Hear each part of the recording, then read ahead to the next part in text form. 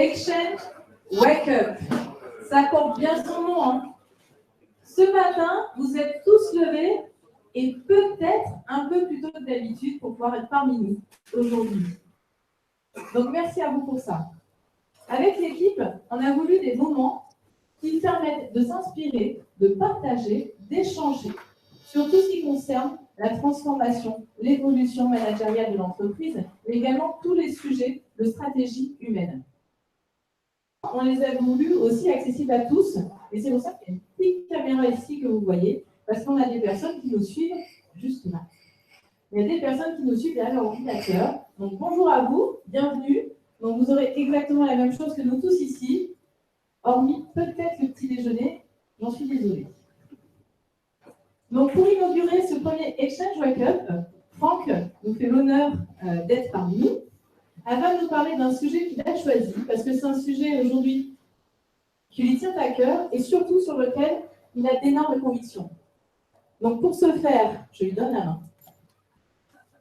Ah non, pardon, c'est le micro que tu veux. Merci Franck. Merci. Merci, bonjour à tous. Merci d'être là et j'espère que vous n'êtes pas levé trop tôt pour rien. On va voir, vous me le direz à la fin. Quand effectivement on m'a proposé d'intervenir, c'est une première, donc je ne sais pas ce que ça va donner. Et normalement, j'interviens plutôt plus longtemps, donc je vais tenter de le faire rapidement. Donc j'ai de la chance, c'est que je parle vite. Donc je vais parler vite pour qu'on ait le temps d'échanger, évidemment.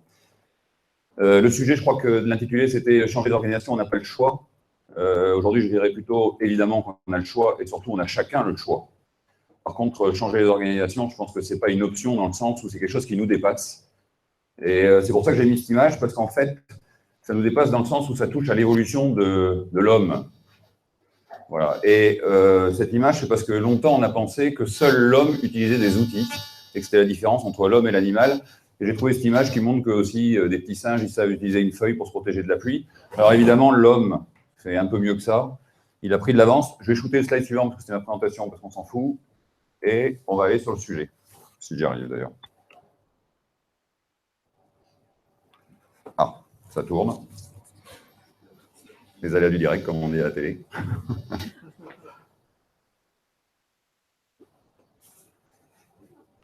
C'est plus chiant. Qu'est-ce qu'on fait dans ces cas-là?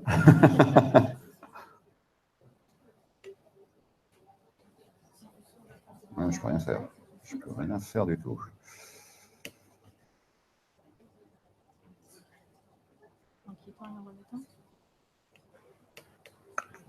Y a-t-il un informaticien dans la salle? Il y en a plein, j'en ai vu plein, moi. Ils sont où qu'ils se lèvent? Il y a quelqu'un qui maîtrise bien Mac qui peut m'aider? Merci. Ah, c'est sympa à toi. Pendant ce temps-là, je vais me présenter. Sans side, alors. Enfin, bientôt 30 ans, je bosse à Decathlon, 27 ans. Ça te fait peur, c'est ça? Non, mais je ne suis pas sûr parce que là, tu n'as même pas la main, en fait. Bon, on va dans ces cas, je tenterai sans side, mais ça va être plus compliqué. Ça fait 27 ans, en fait, que je travaille chez Decathlon. J'ai commencé comme vendeur, j'étais responsable de rayon, directeur de magasin, contrôleur sur une région, France. J'ai animé l'ensemble des services, la DAF, la compta, la finance, l'informatique, la logistique, la production, les RH, la com, le centre immobilier. Ensuite, j'ai été patron de la France pendant 5 ans. Ensuite, j'ai créé un certain nombre de filiales, à l'époque d'Oxylane, autour d'Internet, un peu partout dans le monde. Et puis, quand Mathieu a pris la présidence, j'ai rejoint Mathieu en tant que secrétaire général, ce qui ne veut rien dire, parce que vous connaissez celui de l'ONU et de la CGT.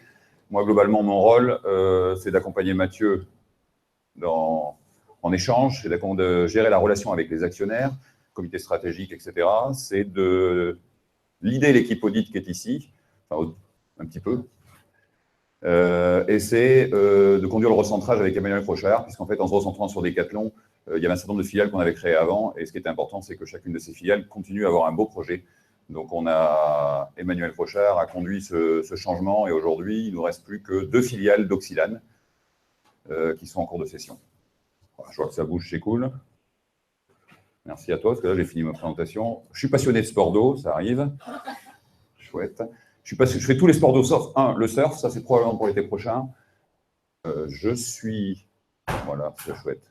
Voilà, tout va bien. Je suis en pleine forme et je suis très content d'être avec vous ce matin et on va pouvoir reprendre la suite. Merci beaucoup.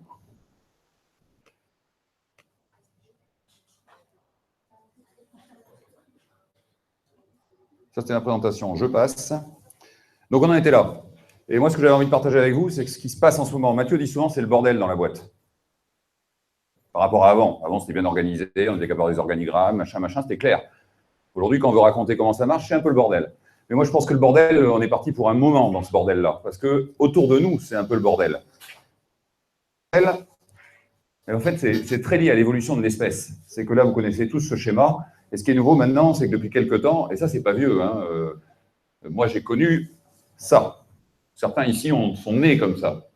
Et moi, j'ai connu l'époque où c'est que ça. Et le fait que maintenant, on ait cette espèce de truc incroyable à la main, et ce matin, je suis venu en moto, et le nombre de personnes que j'ai doublé qui étaient avec leur téléphone, ça prouve que ça fait partie de notre vie. C'est-à-dire qu'on ne sait pas s'en passer, on ne sait pas faire autrement. Et ça a changé fondamentalement les choses. Le monde, comme quand le feu est arrivé, comme quand les outils sont arrivés, le monde a changé par, pas le mobile, parce que le mobile, c'est un support, et demain, ça sera autre chose, une lunette, ça sera dans l'oreille, dans le corps, je ne sais pas. Mais ça a changé fondamentalement les choses. C'est qu'en fait, on a des super pouvoirs. Donc, vous connaissez Superman. Celui-là, il nous ressemble, il est un peu moins musclé, mais on a tous les super pouvoirs, des super pouvoirs. Et le super pouvoir qu'on a, c'est l'accès à l'information. Et ça ne peut pas laisser le monde tel qu'il était il y a 30 ans. Et vous n'avez pas connu, certains d'entre vous, mais moi, j'ai connu le téléphone à fil et mes parents qui disaient « raccroche, ça coûte cher et laisse la ligne libre ». Mais ça, vous ne l'avez pas connu quand vous êtes plus jeune, et ce n'est pas une histoire de génération YZ. La différence, c'est qu'il y en a qui n'ont pas connu ça, il y en a qui ont connu ça. Mais on a tous les mêmes super pouvoirs. Les plus jeunes, ils sont nés avec les super pouvoirs, et les plus anciens, il faut qu'on s'approprie les super pouvoirs. Et ça a changé quelque chose d'essentiel, c'est que quand, il y a 25 ans, j'ai commencé à Decathlon, il n'y avait que 2 canaux d'échange. L'entretien individuel, moi, mon patron et moi, mon collaborateur et moi, l'entretien individuel, et le one to few, ce que je fais aujourd'hui. Je prends la parole et je vous raconte ma vie, je vous raconte ce que j'ai envie de vous raconter. C'était ce qui se passait dans les réunions collectives. Mais c'était la seule manière de partager. Et quand j'étais responsable de rayon, si je voulais avoir une information, j'avais que mon patron qui pouvait me donner une information sur l'entreprise, ou le directeur de magasin quand il faisait la collective. Et quand j'étais en directeur de magasin, j'avais mon régional qui me donnait l'information et j'avais des collectives. Mais je n'avais pas d'autre manière d'accéder à l'information. C'était très limité, c'était pyramidal. Et il n'y avait pas d'autre solution. C'était d'ailleurs la seule solution. Partager une information, c'était pyramidal. Je défonce des portes ouvertes, évidemment, vous le savez. Mais ça a fondamentalement changé les choses. Parce qu'on n'avait que 2 canaux de communication. Et quand j'étais gamin, mon père, il se levait à 4 h du matin, il se couchait à 22 h. Le seul moment où je le voyais, c'était entre midi et 2. Et on mangeait ensemble et on regardait Yves Mourouzi. Alors, Yves Mourouzi, ça ne dit rien aux plus jeunes, mais ceux de ma génération, ils savent qui c'est. À l'époque, il y avait 3 chaînes. Et si on voulait avoir l'information sur le monde, il fallait regarder une des 2 chaînes à 13 h. Et on avait le choix entre Yves Mourouzi et Noël, ma mère. Et chez moi, c'était Yves Mourouzi. Et donc, moi, je suis un enfant d'Yves Mourouzi en termes de culture. Parce que Yves Mourouzi, il racontait le monde à des millions de Français. Je suis allé pour la première fois au Liban, j'ai revu les images que j'avais vues à la télé et Yves Mourouzi qui racontait tous les jours à 13 h la guerre au Liban. C'était très monolithique. Et si j'avais envie d'avoir autre chose, ma seule solution, c'était de m'abonner à Courrier International ou d'essayer de lire Sud-Ouest. Parce que j'habitais à Bordeaux. Et je ne pouvais pas faire autre chose, ou pas grand-chose de plus. Ça, c'était le monde d'avant. Peu d'informations maîtrisées par quelques-uns. C'était le pouvoir de l'information. Et le pouvoir de l'information, c'est le pouvoir hiérarchique. Mais ça a changé. Parce que le digital, il a rajouté un truc extraordinaire, c'est que tout le monde peut communiquer avec tout le monde. Et aujourd'hui, mes gamins, ils ne regardent pas Yves Mourouzi, ou le remplaçant, Jean-Pierre Pernaut. Ils ont bien raison d'ailleurs. Ils ne regardent pas Jean-Pierre Pernaut, parce que quand ils ont envie d'une information, ils l'ont avant Jean-Pierre Pernaut. Ils sont surinformés parce que tout le monde dialogue avec tout le monde. Alors, c'est plus compliqué parce qu'on a beaucoup d'informations, mais il n'y a pas de sujet sur l'information. On est surinformé. Et donc, le pouvoir de l'information, il est en train de disparaître, et ça ne peut pas être la hiérarchie qui le garde. Parce qu'on a tous l'information. Vous êtes surinformés. Aujourd'hui, quand la vision a été faite cette année, il y a 25 ans, quand la vision a été faite, elle était remontante. Et elle était descendante. Et la seule manière de descendre, c'était par la hiérarchie. Michel Leclerc qui partageait ça avec ses collaborateurs qui partageaient avec les leurs, etc. Et ça finissait par arriver au bout de 3 mois en magasin. Par le directeur qui racontait. Et là, cette année, vous avez ouvert votre écran un matin et boum, 80 000 personnes qui avaient la vision d'un coup. Fondamentalement les choses. Et ça veut dire que la manière dont l'entreprise est organisée ne peut plus être la même. Et il y a une dernière version qui est arrivée, c'est le 1 vers tous. C'est le tous vers 1, ça c'est Uber. Hein. C'est tout plein de chauffeurs de bagnole qui disent « moi je suis là et je suis disponible pour un client potentiel ». Mais ces 2 derniers canaux, ils ont changé le monde autour de nous. Et si on pense que ça ne changera pas l'entreprise, ce n'est pas ce que je crois. Moi, je crois que l'entreprise, elle va être profondément modifiée, elle va évoluer.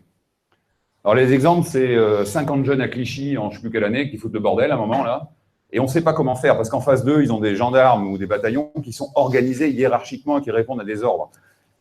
Et les jeunes, ils ont juste un smartphone et ils échangent. Ils sont surinformés et ils réagissent très vite. Qu'est-ce qu'ils ont fait à l'époque pour bloquer ce mouvement? Ils ont coupé Internet. Ils leur ont enlevé les canaux d'information. C'était la seule manière de maîtriser ce groupe, parce qu'ils étaient surinformés. Et en phase 2, ils avaient une réponse qui n'est pas la bonne. D'ailleurs, aujourd'hui, le gouvernement a changé pour faire face au terrorisme. Ils ont mis des cellules qui sont très autonomes, qui peuvent décider toutes seules et qui n'ont pas besoin d'aller chercher des ordres. Le grand changement, c'est Macron. Macron, alors, on ne va pas la passer parce qu'on est un peu en retard, mais j'ai une vidéo que j'adore, c'est tous les anciens qui expliquent en 2016 que Macron, il n'a aucune chance. C'est normal parce que Macron, il ne fait pas partie du système. Macron, il n'est pas dans la hiérarchie des partis politiques, il n'a pas gravi les échelons, il n'a pas été élu local, élu régional, élu national, etc. C'est un extraterrestre pour eux. Le pouvoir, c'était les partis politiques. Et Macron, il est arrivé, en un an, il a gagné les élections. Et des Macron, il y en a plein dans le monde entier. C'est juste parce que les choses ne sont plus comme avant. Et avant, c'était bien contrôlé par les partis politiques qui maîtrisaient l'appareil. Et on disait souvent, Macron, il n'a pas de parti, il n'a pas d'appareil, il ne réussira pas. Sauf que Macron, il n'a pas eu besoin de ça. Il avait la capacité de dialoguer avec tout le monde. Et je ne dis pas que ce qu'il fait, c'est bien ou pas bien, mais ce que je dis, c'est qu'il a changé le modèle. TripAdvisor, avant, les hôtels, c'était du bouche-à-oreille, j'y vais, je ne sais pas. Aujourd'hui, tout le monde sait où est-ce qu'on met les pieds. Il n'y a plus de sujet. On est surinformé. Le guide Michelin, il est encore utile, mais il est très has-been par rapport à ce qu'on peut avoir. Uber qui a balayé les chauffeurs de taxi. Pourtant, c'était bien organisé. Et moi, je suis passionné par les chauffeurs de taxi, parce que pendant 5 ans en France, j'ai pris le taxi tous les jours. Et j'essaie de savoir comment ça marche. Et donc, il y a des organisations extraordinaires pour répartir les courses, pour que chacun gagne le même niveau d'euros, pour que soit le client soit gagnant, mais des fois, c'est surtout le chauffeur de taxi, etc. Et puis, Uber est arrivé avec une autre promesse. Il a utilisé la technologie, il a balayé les organisations. C'est bien, c'est pas le sujet. Mais une chose est sûre, c'est que ce qui était en place depuis les taxis, je ne sais pas depuis combien de temps ça est en place, ça a été balayé très vite grâce aux nouveaux canaux d'information. Et puis Airbnb, qui fait que chacun d'entre nous, on peut être entrepreneur, louer son bien. Et ça a changé le monde. Mais tous ces changements, Macron, la capacité qu'on a, soit capable d'être plus réactif que des systèmes organisés, TripAdvisor, Uber et Airbnb, c'est ce qui se passe autour de nous quand on ouvre la fenêtre. Et évidemment, l'entreprise, elle ne peut pas rester comme elle était avant. Parce qu'il n'y a pas que l'entreprise, elle n'est pas en dehors du temps. Elle est dans la vie. Mais les entreprises, c'est un peu ce qui traîne. Parce que les pouvoirs politiques, les politiques sont en train de se faire balayer, l'économie est en train d'être sacrément modifiée. La religion, elle est encore un peu pyramidale, pas toute.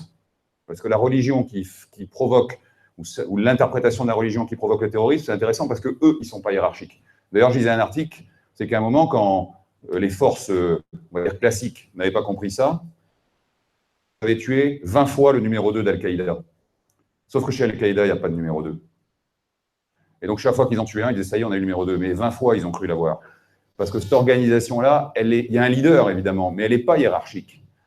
Elle marche sur la base du projet. Il y a un leader qui inspire, et qui inspire des fois bénéfiquement et des fois maléfiquement les gens, mais il y a un leader qui inspire les gens. Et donc, ça a changé les choses. Donc, et nous, je pense que ce qui est en train de conduire le bordel, et on a de la chance de pouvoir le faire, et c'est pas parce que Mathieu est là, parce que je ne savais pas qu'il serait là, mais je vais le dire quand même. Si on peut conduire ce changement, c'est parce qu'on a la chance d'avoir un président familial, d'être une entreprise familiale, d'avoir un président familial qui permette que l'entreprise bouge et qui n'est pas attaché à des positions. Merci Mathieu de nous le permettre, pour moi c'est important. On a la chance d'avoir ça. Et on a la chance d'avoir Michel qui, dès le début, a dit liberté et responsabilité et qui a provoqué ce changement. Et donc le bordel qu'on vit aujourd'hui, pour moi, c'est un bordel nécessaire.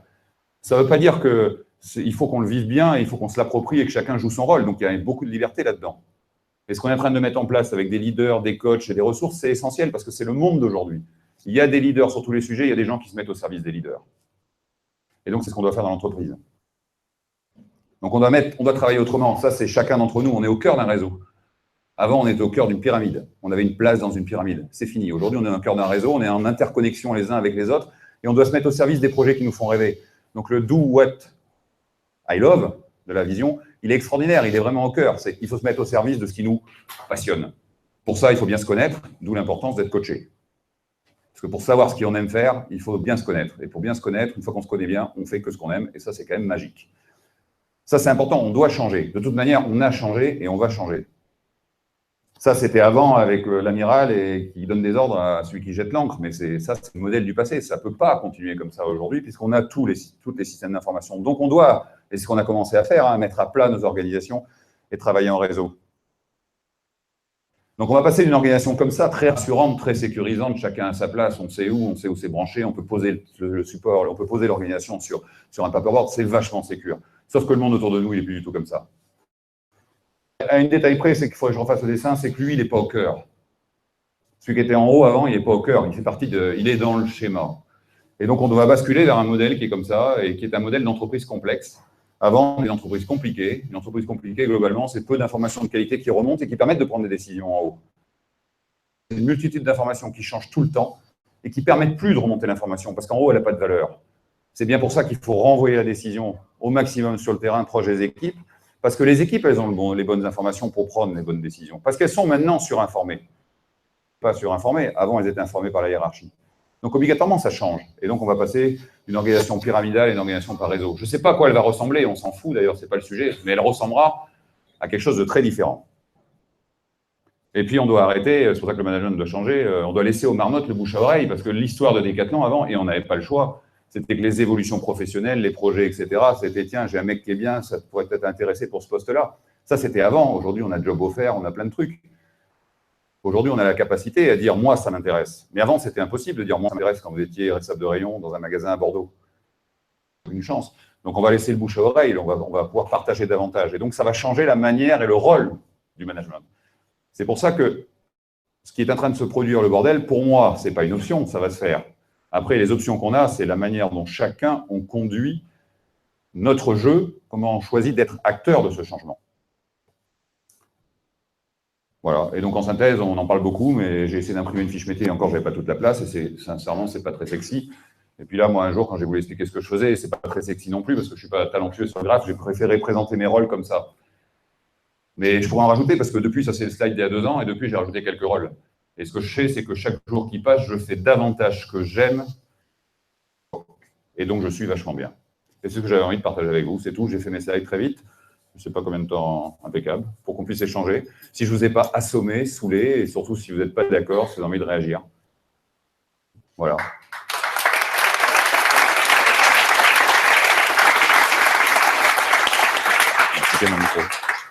Merci beaucoup, Franck. Donc là, il nous reste 10 minutes, donc c'est voulu, puisqu'on a vraiment voulu comme, faire ces moments inspirants, mais surtout de partager des échanges. Donc n'hésitez pas, le micro est à vous maintenant. Donc comme disait Franck, d'accord, pas d'accord. Et Alan, je savais. Il faut qu'il prenne le micro, non?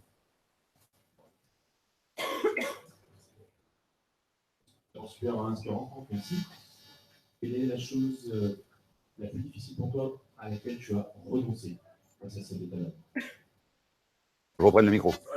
Mais je vais venir le chercher. Enfin, évidemment, c'est vachement sympa d'être le patron d'une équipe, d'être devant et d'avoir les réponses. C'est vachement sympa d'animer un collectif en étant celui vers lequel les regards vont. Et moi, j'ai fait ça pendant 20 ans. Et c'est très confortable et c'est très agréable, c'est très glorifiant, gratifiant. Et des fois, ce qui est le plus dur, c'est de ne pas le faire. Mais ça dure un moment. Mais une fois qu'on a passé le cap de ça, on s'aperçoit que c'était très futile et vraiment pas essentiel. Donc pour moi, le plus dur, mais ça n'a pas été très dur, c'est de renoncer à ça. Mais je pense que c'est juste parce que j'ai 50 ans. Et donc, il y a des choses qui sont moins importantes à 50 ans que probablement à 30. Voilà. Mais après, c'est tellement génial. Et l'équipe Audit est là et je suis heureux qu'elle soit là parce que j'ai de la chance de vivre ça avec l'équipe Audit où je suis le leader de l'équipe Audit depuis 1 an, 1 semaine, j'ai pris aucune décision parce que je n'ai pas besoin de prendre aucune décision parce qu'ils ne prennent que des décisions extraordinaires. Et moi, je suis admiratif de ce qu'ils font, dans la manière dont ils conduisent la manière dont ils définissent, dans la manière dont ils recrutent, et ils font des très beaux recrutements. Ils gèrent le fait que chacun est libre de faire ce qu'ils aiment, ce qu'il a envie. Donc, il y en a un certain nombre d'entre eux qui contribuent à d'autres projets. Ils ont choisi d'être contributeurs, donc ils ont plusieurs leaders. Je suis un leader parmi d'autres leaders pour eux, et ça, j'adore. Parce que c'est pas mes hommes, et ça, c'était avant. Hein. Autrefois, on avait mon patron, mon équipe, mon compte d'exploitation. Moi, je pense que ça, c'était avant. Mais ça n'empêche pas qu'il faut des leaders. Moi, je ne crois pas aux entreprises sans leaders. Il faut des leaders qui donnent des caps. Mais moi, j'ai un rôle. D'ailleurs, ils se sont vus pendant 2 jours, je n'étais pas là. Et je ne sais pas encore quel rôle ils vont me laisser. Ils vont me le dire quand ils auront décidé. Parce que j'imagine que j'ai moins de rôle qu'il y a encore 1 an. Parce qu'ils sont de plus en plus autonomes dans la manière dont ils gèrent leur aventure. Et j'adore. Et moi, mon seul rôle, quand quelqu'un arrive, c'est de prendre un café avec celui qu'ils ont recruté ou avec celle qu'ils ont recruté. C'est vachement cool. Ordinaire. Et ça va vachement bien, enfin, j'ai l'impression. C'est ce qu'ils me disent. Pas de questions? Quand on croise cette volonté d'organisation de l'entreprise avec les objectifs d'efficience de l'entreprise, est-ce qu'on n'a pas à un moment donné un curseur qui a une double position? Moi, j'étais 14 ans en DG. Pendant 14 ans, en avril ou en octobre, on prenait la même décision. Plan d'action moins frais. 14 ans. Pendant 14 ans, en juin, on prenait une décision, il n'y a pas assez de stock, il faut mettre du stock, on était en rupture, ou l'année suivante, il y a trop de stock, attention. Et donc, on se mettait en rupture l'année suivante, ou on se mettait en surstock l'année suivante. Ça, c'était 14 ans. Et on pensait, et on faisait bien les choses, et on faisait les choses avec conviction, on était persuadé qu'il fallait les faire. Et ça a bien marché, finalement, parce que Decathlon est une belle boîte et qui va bien. Et va bien. 2 ans et demi qu'il n'y a plus de DG. Et je me rappelle, Mathieu raconte ça souvent, c'est que Mathieu il regarde jamais le compte d'exploitation parce qu'il est sur du long terme, il a bien raison, il regarde jamais le RP, et moi je l'envoie tous les mois quand même. Et le RP du mois d'août 2016, j'ai écrit un truc, c'est « À consommer sans modération, c'est juste extraordinaire ». Et du coup, mon titre était peut-être racoleur et Mathieu l'a ouvert. Et quand Mathieu est rentré de vacances, il m'a dit « Putain, il faut peut-être faire quelque chose parce que comme tout va bien, les frais risqueraient de flamber ». À l'époque, c'était le sujet. Parce qu'il faut être vigilant quand tout va bien, évidemment. Et moi, je me rappelle l'échange que j'ai eu avec Mathieu. Je lui ai dit, tu sais, Mathieu, ça fait juste un an qu'il n'y a personne qui a pris de décision et la boîte n'a jamais aussi bien marché. Mais c'est juste pour une raison simple, c'est que finalement, quand tu ne prends pas de décision en haut, ça ne sert à rien et que tu laisses les gens décider dans leur métier, même s'ils font des conneries. Et il faut qu'ils fassent des conneries parce que c'est comme ça qu'on se fait l'expérience. Et donc, il faut en faire beaucoup. Et il faut les applaudir, d'ailleurs, les bêtises. Mais ils ne font pas que des bêtises, évidemment. Ils font aussi plein de bonnes décisions. Et finalement, c'est bien meilleur que la meilleure des décisions prises en haut dont tout le monde se fout, d'ailleurs. Donc, je pense que pour l'efficience, si on travaille comme ça, on va trouver des solutions, parce que les solutions, obligatoirement, dans une boîte intégrée comme la nôtre, personne n'a la solution tout seul aujourd'hui. Personne n'a la réponse. La réponse, elle appartient au collectif. Le collectif doit travailler ensemble. Et un collectif qui a envie est plus efficace qu'une organisation super organisée. C'est intéressant, la guerre en Irak, Saddam Hussein au début, les forces armées, le général, il était un général classique qui faisait une guerre conventionnelle. Et donc, il était avec ses services secrets, il donnait des informations, il bougeait ses soldats, il attaquait. Et il a pris une grosse dérouillée, il était en train de perdre la guerre.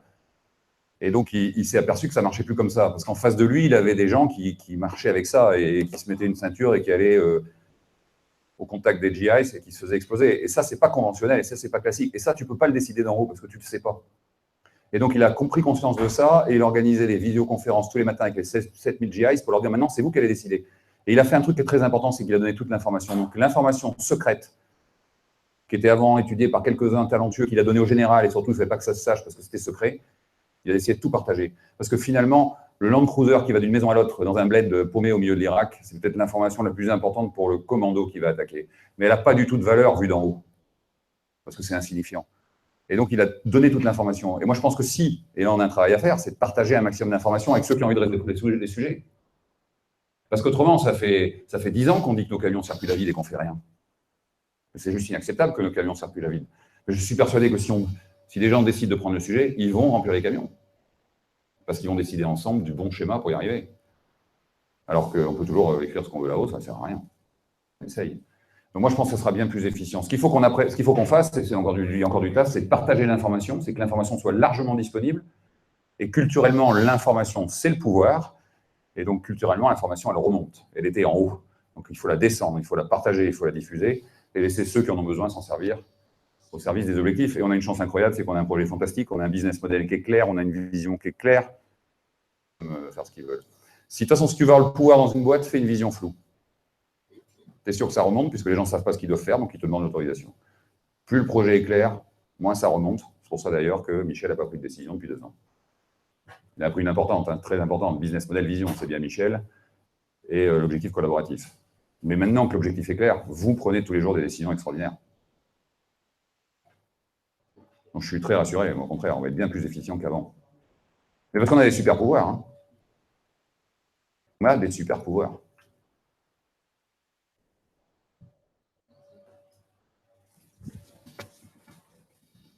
Dans une seule organisation qui est basée sur la communication, donc la communication d'un côté, il y a des rôles de l'autre côté. Ouais. Et comment peut-on s'assurer que tout le monde s'occupe de tout? Ça va être le cas, certainement, au début. Mais ça, c'est pas très grave, parce qu'il vaut mieux que les gens s'occupent de choses que personne ne s'en occupe. C'est ce que je crois déjà. Et après, s'il y a une bonne communication, ça se sait. Et j'étais hier avec Sylvain qui nous expliquait comment ils sont en train de développer un vélo extraordinaire qui s'assemble tout seul pour l'Inde. Et il a découvert un jour dans un couloir qu'en Inde, ils avaient le projet que celui qui était traité à Bituin. Alors, évidemment, il l'a découvert par hasard dans un couloir. Ils le bossent ensemble. Et donc, ce projet, il est indien et français. Et il est en train d'avancer merveilleusement bien. Je pense que ce qui est important, c'est qu'on n'ait pas peur de partager. Mais autrefois, il y avait un truc, c'était que les informations, on se les gardait. Parce que l'information, c'était le pouvoir. Et maintenant, les informations, il faut qu'on les partage, il faut qu'on communique pour arriver à se mettre tous ensemble autour d'un sujet. Donc, tant que certains pensent encore que l'information, c'est le pouvoir ou n'ont pas l'idée de le partager, ou tant qu'on n'a pas mis en place la manière de le partager, je pense qu'on a du taf à faire, ça risque de se produire. Mais ça finira par se croiser, parce que malgré tout, comme on est interconnecté, finalement, si l'un veut faire son vélo tout seul, un jour ou l'autre, ils vont chez un sous-traitant, ici, il y a quelqu'un qui le sait, machin, et ça finit par se croiser. Donc, c'est pas très grave, parce qu'on est tous ensemble dans le même projet. On fait partie de la même équipe. Donc, ça va se mettre en place progressivement. Mais ce qui est important, c'est qu'il faut qu'on échange beaucoup. Et donc, ce qui est très utile pour moi, c'est que les outils sont importants, évidemment, mais les échanges, le dialogue sont primordiaux. Il faut qu'on ait beaucoup d'échanges entre nous pour arriver à construire ce modèle-là. Mais ça va être le bordel pendant un moment. Hein. On est au début. Hein. Maintenant, pour une dernière question.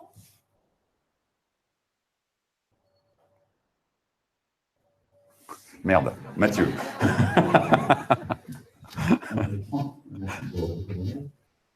Tu as dit que le coaching aurait été de mieux te connaître. Est-ce qu'il y a d'autres choses, d'autres aspects qui ont été un gros déclencheur pour mieux te connaître, à part simplement l'âge? Moi, je suis emmerdé que tu me poses la question, parce que ce qui m'a permis aussi... Donc, le coaching, c'est essentiel pour moi. Et pour ceux qui ne sont pas coachés, essayez. Moi, j'étais très sceptique, j'ai essayé, je suis fan, donc... Et je suis malheureux de tous ceux qui n'essayent pas, parce que c'est un truc extraordinaire pour mieux se connaître. Et quand tu sais ce qui est profondément au fond de toi, tu fais vachement plus facilement des choix, et donc tu es beaucoup plus aligné. Et quand tu es bien plus aligné, tu es vachement bien. Mais si j'ai fait aussi ce chemin, c'est aussi grâce à toi, Mathieu, parce que ça, c'est quelque chose que tu partages et on échange beaucoup. Et moi, je crois que dans un schéma, avec les rôles tels qu'on l'a défini, avec des ressources, un coach et un leader, c'est qu'avant, quand on avait un patron, quand on avait un bon patron, c'était fantastique, mais on en avait un. Et là, moi, aujourd'hui, j'ai de la chance d'avoir un leader, toi, Mathieu, en l'occurrence, qui est quelqu'un avec une forte personnalité, avec des manières de voir les choses qui m'apportent beaucoup. Mais j'ai aussi la chance d'avoir Christophe, qui est mon coach. Et vous n'êtes pas du tout les mêmes. Et ce que tu m'apportes, c'est parce que Christophe m'apporte. Et ce que Christophe m'apporte, tu ne me l'apportes pas. Et c'est pour ça que demain, en ayant d'autres leaders, et je vais en avoir d'autres, je vais avoir d'autres apports. Et ce n'est pas du 1 plus 1 plus 1. Ça se multiplie. Parce qu'évidemment, les deux enrichissent l'échange que j'ai avec mon coach, m'ont enrichi. Donc aujourd'hui, je sais ce que j'ai envie de faire.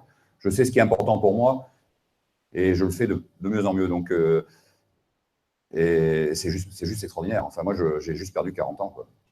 Mais c'est pas grave, il m'en reste encore quelques-unes devant, donc je vais en profiter pleinement. Mais le coach, c'est merveilleux, les échanges, le co-développement, enfin, aujourd'hui, il y a plein de choses, plein de manières de faire qui permettent de se construire.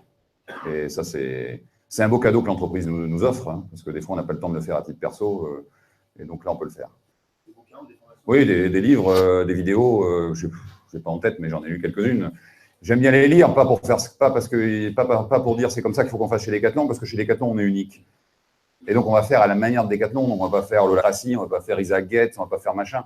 Par contre, il faut qu'on prenne ce qui nous va bien, ce qui nous correspond. Et tout ce que j'ai évoqué, c'est très aligné avec 40 ans de culture, parce que heureusement, on peut le faire chez Decathlon, parce que malgré tout, depuis le début, on veut un management responsabilisant. Et un management responsabilisant, ça veut dire qu'on renvoie la décision et qu'on fait confiance, etc. Et la base de ça, c'est de se faire confiance. Donc, je trouve qu'on a un terreau fantastique pour y aller. Mais il faut lire, ouais, il faut s'inspirer. Et puis tous les échanges, enfin ici, c'est merveilleux. Si vous avez envie de vous inspirer, venez ici, ils sont très inspirants. Voilà, merci à vous.